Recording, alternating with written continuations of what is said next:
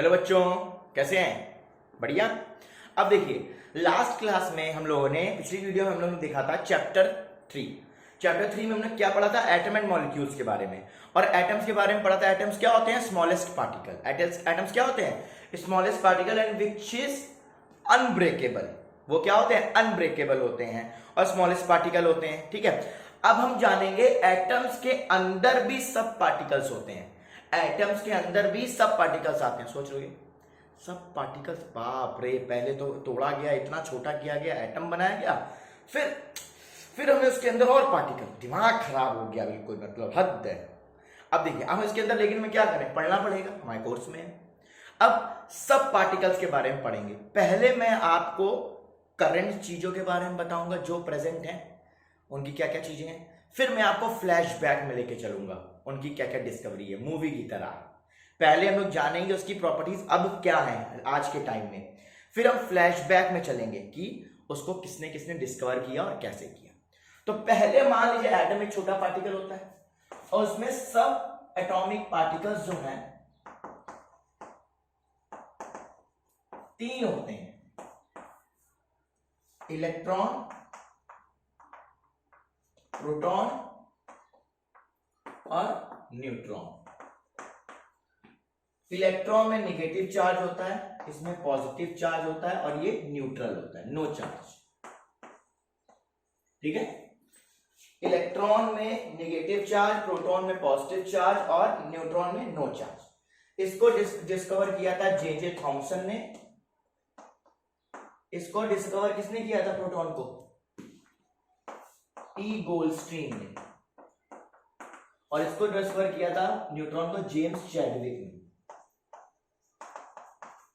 ठीक है, J Thomson, Goldstein, James Chadwick. अभी हम लोग प्रेजेंट सिचुएशन देख रहे हैं, फ्लैशबैक में अभी चलेंगे धीरे धीरे।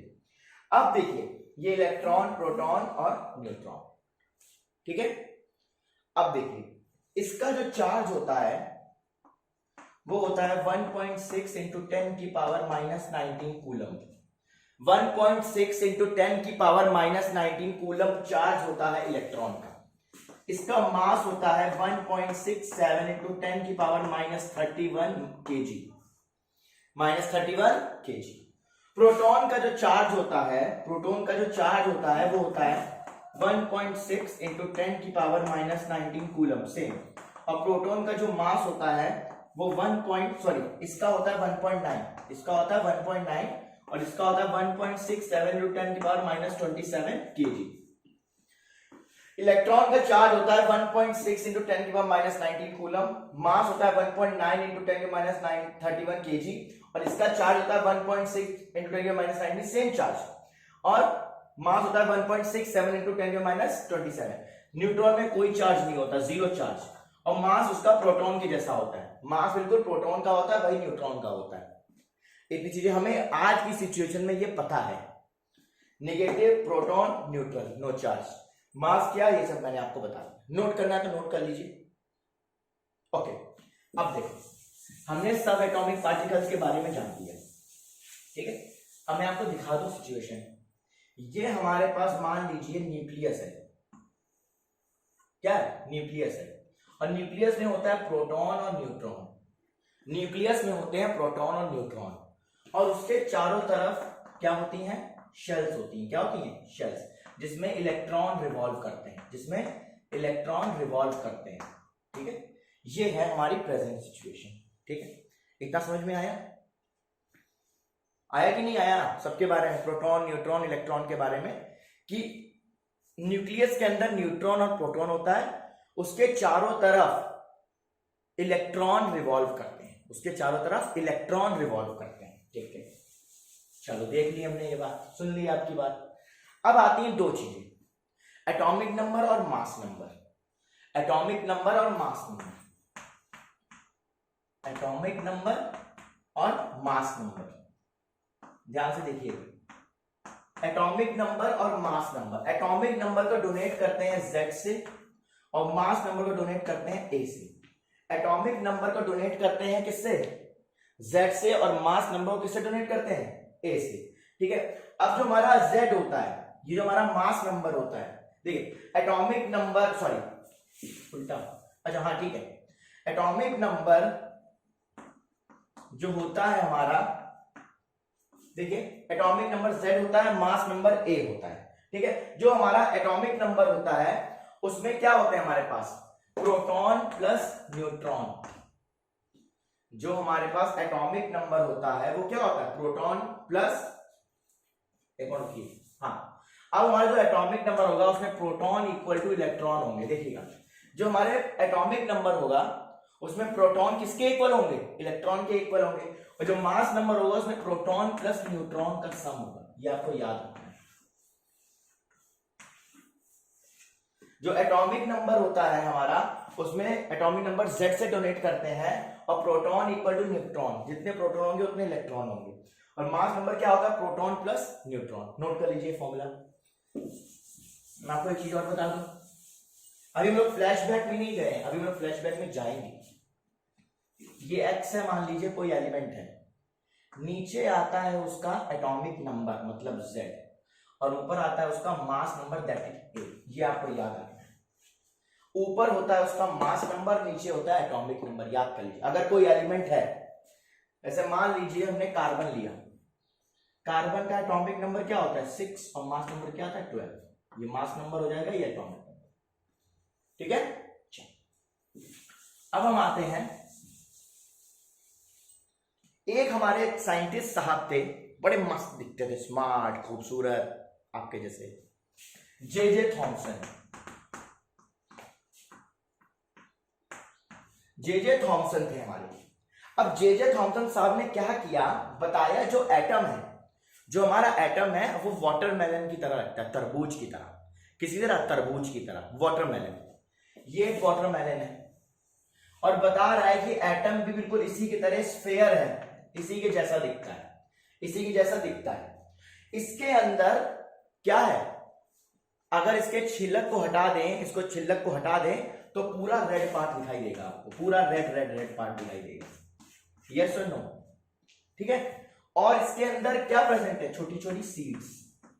क्या प्रेजेंट है, छोटी छोटी सीड्स, ब्लैक सीड्स। उन ब्लैक सीड्स को इसने बोला, वो क्या है, इसके इलेक्ट्रॉन। उन ब्लैक सीड्स को बोला इसने इलेक्ट्रॉन। जैसे क्रिसमस में केक बनता है, केक के अंदर देखा होगा ड्राई फ्रूट्स होते हैं, काजू किशमिश बादाम। वो काजू किशमिश बादाम क्या हो जाएंगे, इलेक्ट्रॉन हो जाएंगे। क्या हो जाएंगे, इलेक्ट्रॉन हो जाएंगे।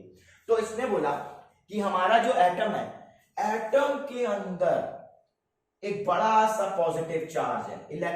एटम एक पॉजिटिवली चार्ज है। एटम क्या है, पॉजिटिवली चार्ज, और उसके अंदर इलेक्ट्रॉन घूम रहे हैं। उसके अंदर क्या घूम रहे हैं, इलेक्ट्रॉन। इसने क्या बोला, हमारे पास एक वाटरमेलन है, वाटरमेलन अंदर से पूरा रेड है, सिर्फ रेड पोर्शन को लीजिए, छिलक को हटा दीजिए। जब रेड पोर्शन लेंगे तो आपको black black spot D seeds दिखाई देंगी। उस सीड्स को इन्होंने किससे कंपेयर किया, इलेक्ट्रॉन से। जैसे क्रिसमस में केक आता है, किशमिश विशमिश सब होती हैं, वो इलेक्ट्रॉन हो गए। तो इसी में बोला कि जो एटम है वो पॉजिटिवली चार्ज पार्टिकल है ना, और उसके अंदर इलेक्ट्रॉन घूम रहे हैं। लेकिन इनकी ये चीजें आगे तक नहीं चल पाई, क्योंकि ये इलेक्ट्रॉन की स्टेबिलिटी नहीं बता पाए। इलेक्ट्रॉन की स्टेबिलिटी नहीं बता पाए, ये इनका ड्रॉबैक है। ड्रॉबैक देखिए, इलेक्ट्रॉन की स्टेबिलिटी नहीं बता पाए, स्टेबिलिटी, और साथ ही में ये अल्फा पार्टिकल की स्कैटरिंग नहीं बता पाए, अल्फा पार्टिकल की स्कैटरिंग नहीं बता पाए। क्या बोला हमने ड्रॉबैक्स में, स्टेबिलिटी ऑफ एटम नहीं बता पाए, है ना, और अल्फा पार्टिकल की स्कैटरिंग नहीं बता पाए। तो उसके बाद आए हमारे, उसके बाद हमारे कौन आए, रदरफोर्ड साहब। कौन आए, रदरफोर्ड।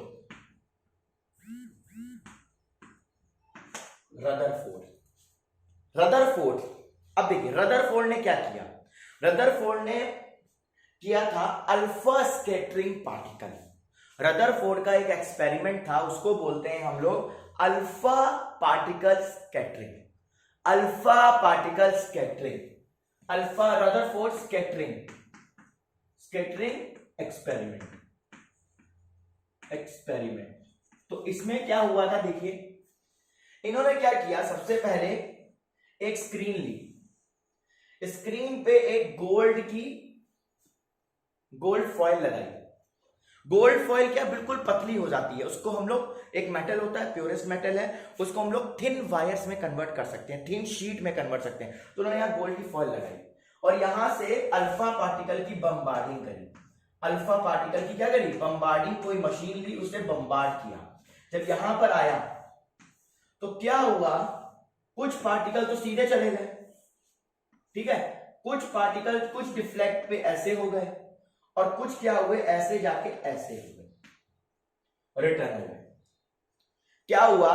जब उन्होंने ये, मान लो हमारे पास गोल्ड फॉइल है, यहां से अल्फा पार्टिकल की बम्बार्डिंग हुई और ये हमारी स्क्रीन है और यहां हमारी गोल्ड फॉइल लगी है।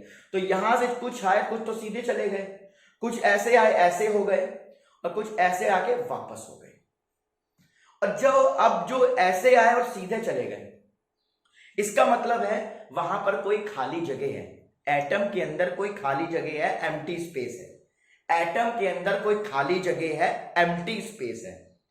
एटम के अंदर कुछ खाली जगह है, एम्प्टी स्पेस है। उसके बाद कुछ आए ऐसे और डेविएट हो गए। इसका मतलब उसके अंदर कुछ प्रेजेंट है जो उसको किसी एंगल के, जो कोई भारी सा, मोटा सा, तगड़ा सा कोई चीज प्रेजेंट है जो वहां से जाके वो डाइवेट हो रही है। इधर उधर कुछ एंगल पे क्या हो रही है? डेविएट हो रही है। पहली चीज क्या बोली? वहां पर खाली स्पेस भी है। पहले उसने क्या बोला? उसके अंदर कुछ खाली स्पेस है जो सीधा चले जा रहे हैं, जिसकी वजह से पार्टिकल।